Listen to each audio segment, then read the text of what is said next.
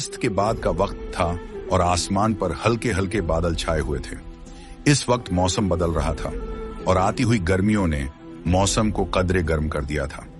हल्की हल्की हवा के साथ एक खुशगवार एहसास हो रहा था। मैं तेजी से कदम बढ़ाते हुए आगे बढ़ रही थी और इस वक्त मुतलाशी निगाहों से इधर उधर देख रही थी, क्योंकि मैं 2 दिन से भूखी थी और मुझे इस वक्त खाने की तलाश थी। घर पर अम्मी भी भूखी बैठी थी, वो बीमार थी और उन्हें मुझसे ज्यादा खाने की जरूरत थी। लेकिन चूंकि हमारे पास घर पर खाने के लिए कुछ भी नहीं था और ना ही हमारे पास इतने वसीले थे कि कहीं से खाना ला सकते, इसलिए मैं आज हिम्मत करके घर से बाहर निकल आई और खाने की तलाश में नजरें दौड़ाने लगी। तभी मुझे सामने एक दरगाह नजर आई और मैंने सोचा कि वहां जाकर खाने का पता करती हूँ, शायद अल्लाह के नाम पर कोई खाना बांट रहा हो। यह सोचकर मेरी आंखों में चमक उतर आई, क्योंकि मुझे अपने से ज्यादा अपनी अम्मी की फिक्र थी। अगर अम्मी को कुछ हो जाता तो इस भरी दुनिया में मैं अकेली क्या करती। यही सोचकर मैं दरगाह की तरफ चल पड़ी और वहां पर इधर उधर देखती हुई थोड़ा आगे बढ़ी थी कि अचानक एक नौजवान मुझसे टकरा गया। मैंने नापसंदगी से उसे देखा और कहा, क्या तुम अंधे हो? क्या तुम्हें दिखाई नहीं दे रहा कि मैं सामने से चली आ रही हूं? जबकि वो मेरी तरफ मुस्कुराती नजरों से देखने लगा। मुझे उसका इस तरह देखना अच्छा नहीं लगा था। मैंने बेइख्तियार अपने दुपट्टे को ठीक किया और उसके पल्लू से अपना मुंह ढक लिया, क्योंकि उस नौजवान की नजरें मुझे अच्छी महसूस नहीं हो रही थी।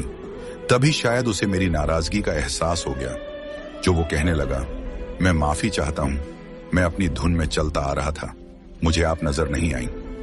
ये कहते हुए उसने शाइस्तगी से मुझसे माफी मांगी तो मैंने सिर हिला दिया और आगे बढ़ने ही वाली थी कि उसने दोबारा मुझे पुकारा और कहने लगा, मैं यहाँ लंगर बांटने आया था, ये लंगर का खाना है, क्या आप लेंगी? उसने मेरी तरफ 2 डिब्बे बढ़ाए, जिन्हें मैंने झिझकते हुए थाम लिया, क्योंकि असल मकसद तो मेरा इस दरगाह पर आने का यही था कि मुझे लंगर का खाना चाहिए था और मैं चाहती थी कि अपने और अम्मी के लिए खाना ले जाऊं। अब जब मेरी उम्मीद पूरी हो गई थी तो बेसाख्ता मैंने उसका शुक्रिया अदा किया और वो डिब्बे थाम कर फौरन दरगाह से निकल आई। अल्लाह का शुक्र है कि जल्द ही मेरी मुराद पूरी हो गई थी और मुझे खाने के लिए ज्यादा मशक्कत नहीं करनी पड़ी थी। मैं तेज तेज कदम बढ़ाती हुई वापस घर की तरफ जा रही थी, जब अचानक मुझे यूं महसूस हुआ जैसे कोई मेरे साथ चल रहा हो। मैंने बेइख्तियार अपने दाईं तरफ देखा तो ये देखकर मेरा दिल एकदम परेशान हो गया कि वही नौजवान आदमी जो मुझे दरगाह में मिला था और जिसने मुझे लंगर का खाना दिया था, मेरे साथ चल रहा था। उसे देखकर मैं डर गई थी और उसे कहा, तुम मेरे साथ क्यों आ रहे हो? आखिर क्या वजह है? मैंने नापसंदगी से जब उससे कहा तो वो बोला, देखो, अपना दुपट्टा ठीक करके जाओ और हमेशा नकाब में घर से निकला करो। इस तरह जब निकलती हो तो बहुत सारे लोग अपना रास्ता भूल जाते हैं और तुम्हारे हुस्न की गलियों में खो जाते हैं। उसकी बात सुनकर मेरे माथे पर पसीने के खतरे आने लगे। मैंने बेइख्तियार अपने दुपट्टे को अच्छी तरह ठीक किया और जल्दी जल्दी कदम बढ़ाने लगी। तभी उसने मुझसे कहा, तुम्हारा नाम क्या है? मैं तेजी से बोली, मैं तुम्हें क्यों बताऊं? यह कहकर मैं आगे बढ़ गई, जबकि वो लड़का शायद कहीं पीछे रह गया था। मैंने थोड़ा आगे जाकर मुड़कर देखा तो वो मुझे कहीं नजर नहीं आया। मैंने शुक्र का एक सांस लिया, वरना मुझे इस बात का डर था कि कहीं वो मेरा पीछा करते करते घर तक ना आ जाए। मैं घर पहुंची तो अम्मी भूख से निढाल बैठी थी। उनकी तबीयत भी ठीक नहीं थी। जल्दी से उस डिब्बे से खाना निकालकर उन्हें दिया। खाना गर्म था। अम्मी जल्दी जल्दी खाने लगी और बेसाख्ता शुक्र अदा करके कहने लगी, खुदा का शुक्र है, आज 2 दिन के बाद खाना नसीब हुआ। तुम कहां से लेकर आई? अम्मी के पूछने पर मैंने उन्हें दरगाह के बारे में बता दिया, जिसे सुनकर वो कहने लगी, अल्लाह ने हम गरीबों के लिए शायद इसीलिए ये दरगाह बनाए हैं कि हमें वहां से खाना मिल सके। अम्मी ने बेसाख्ता शुक्र अदा करते हुए सारा खाना खा लिया। मैंने भी खाना खाकर डिब्बे एक तरफ रख दिए और तभी उस नौजवान का ख्याल मेरे जहन में आने लगा। न जाने वो कौन था, उसकी आंखें कितनी गहरी थीं, कद भी कितना ऊंचा था और किस तरह वो मुझे मुस्कुराकर देख रहा था। आज तक इतना खूबसूरत आदमी मैंने नहीं देखा। फिर वो कहां से आया था और क्या चाहता था? उसे मेरे पीछे नहीं आना चाहिए था। मैंने बेइख्तियार सोचा और सोने के लिए लेट गई। अगले दिन फिर से मैं दरबार की तरफ ही चली आई थी, क्योंकि मैं जानती थी कि इसके अलावा मुझे और खाना कहीं से भी नहीं मिलेगा।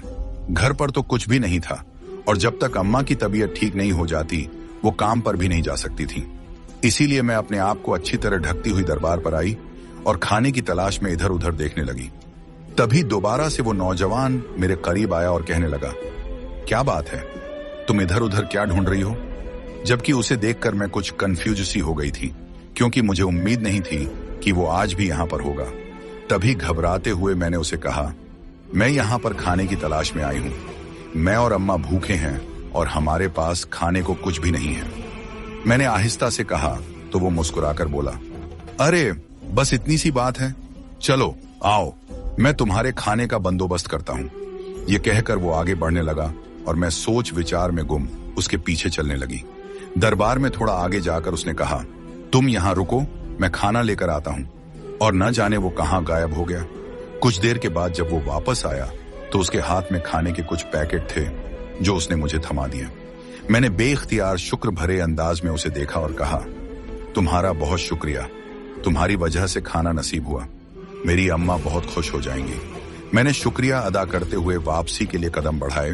तभी वो कहने लगा, मुझे तुम्हारे काम आकर बहुत खुशी हुई है और तुम अपने आप को अकेला मत समझो। तुम्हें किसी भी चीज की जरूरत हो तो मुझे बताना। उसके इस तरह कहने पर मैंने बेइख्तियार पलट कर देखा तो उसकी आंखों से निकलने वाली तेज रोशनी मुझे बहुत अजीब महसूस हुई।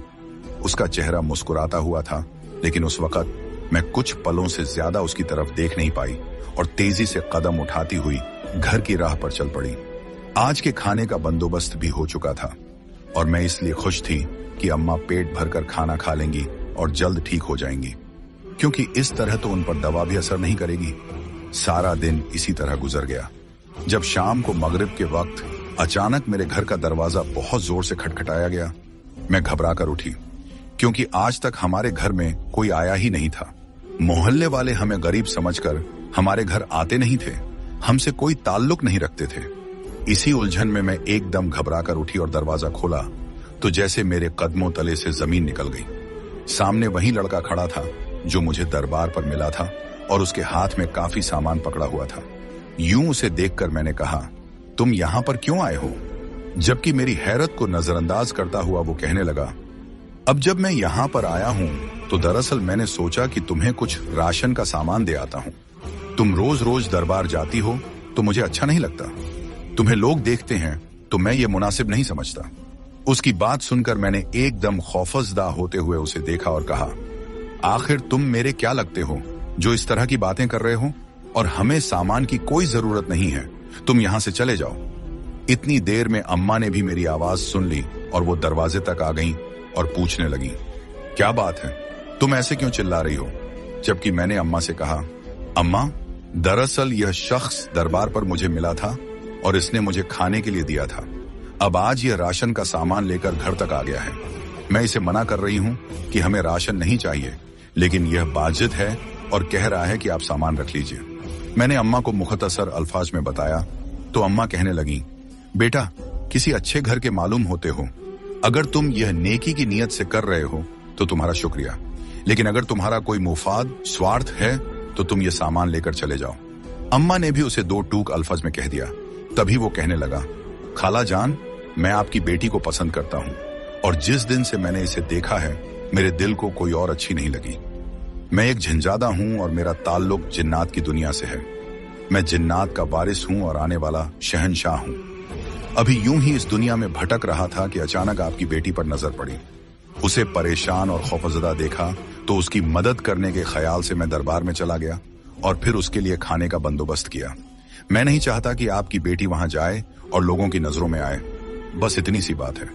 उसकी बात सुनकर मेरे साथ साथ अम्मा भी बेहद खौफजदा हो चुकी थी। भला इंसानों की बस्ती में जिन्नात का क्या काम था? और वो शख्स तो कहीं से भी झंझादा लगता ही नहीं था। यूं लग रहा था जैसे वो हमसे कोई मजाका कर रहा हो। मैंने उसे कहा, क्या हमें बेवकूफ बनाने के लिए हम माँ बेटी ही मिले हैं? यकीनन तुम मजाक कर रहे हो। मेरी बात को नजरअंदाज करके वो कहने लगा, नहीं नहीं, ऐसा कुछ भी नहीं।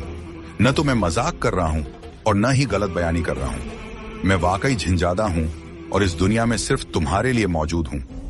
उसकी बात ने मेरी रीढ़ की हड्डी में सिहरन दौड़ा दी और मैं बस उसकी शक्ल देखती रह गई।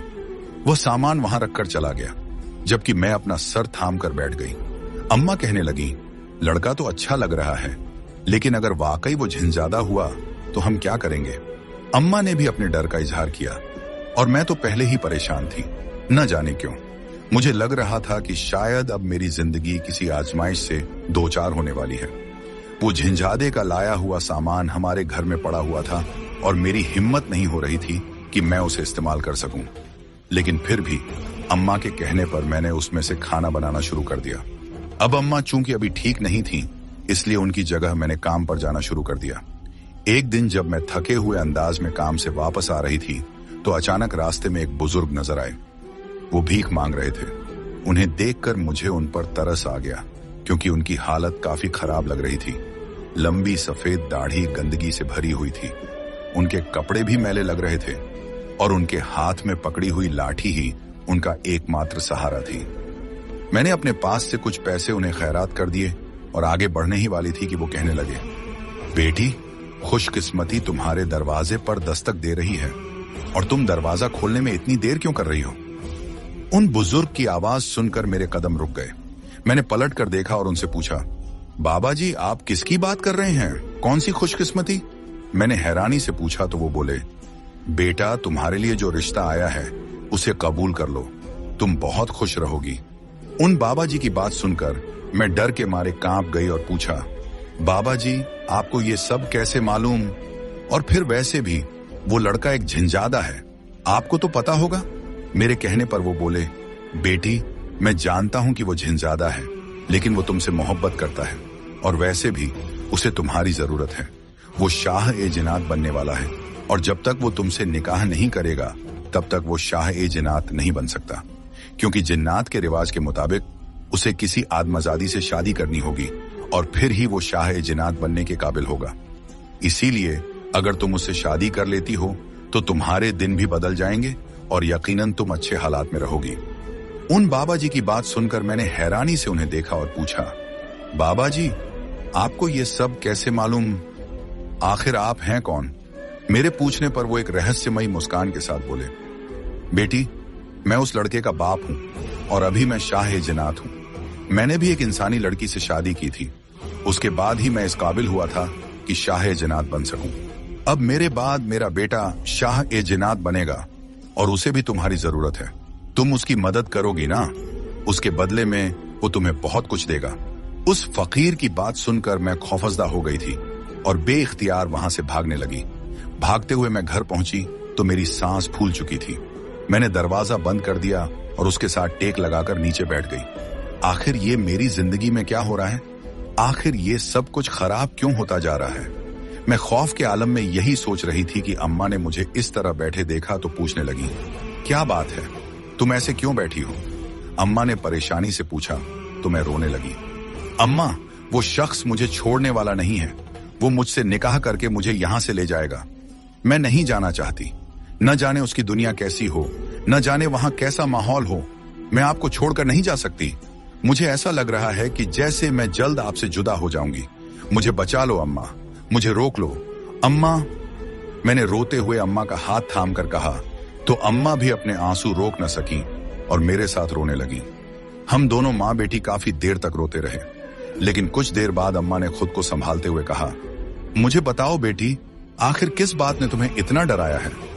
अम्मा के पूछने पर मैंने उन्हें रास्ते में मिलने वाले फकीर की सारी बातें बता दी।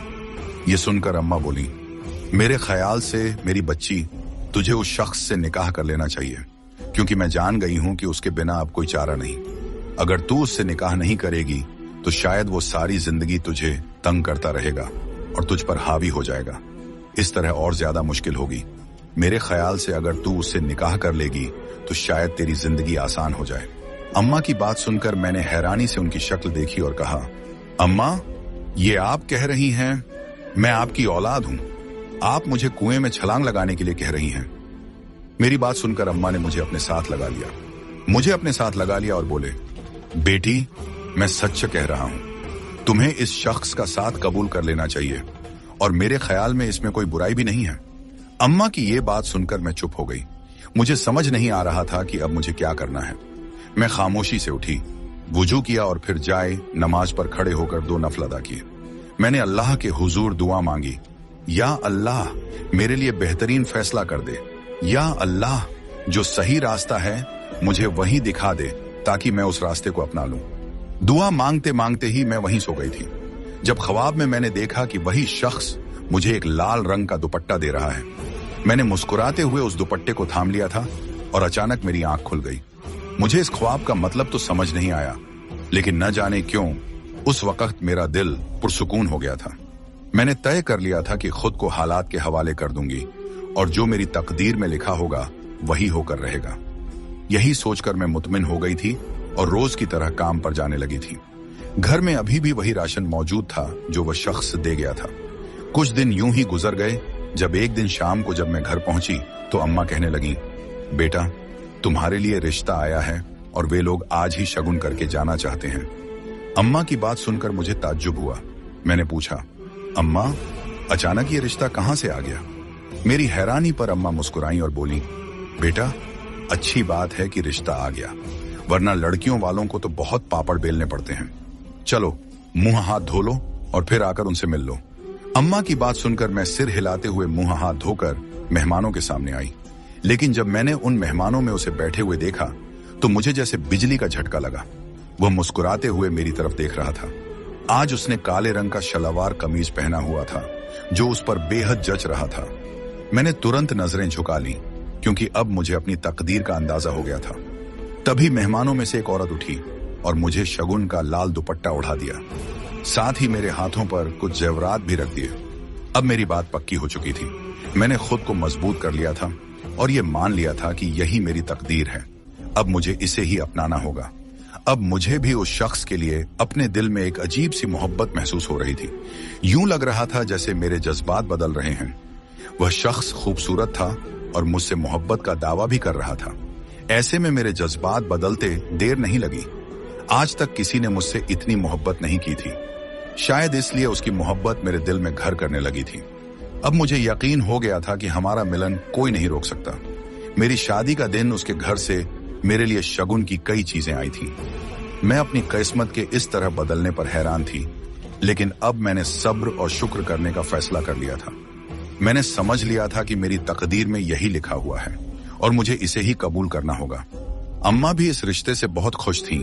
उन्होंने मुझसे कहा, बेटी अगर वह झिंझादा है तो क्या हुआ, वह तुमसे मोहब्बत करता है और तुम्हें अपनाना चाहता है। वैसे भी उसके पास किसी चीज की कमी नहीं है। तुम सारी जिंदगी ऐशो आराम में गुजारोगी।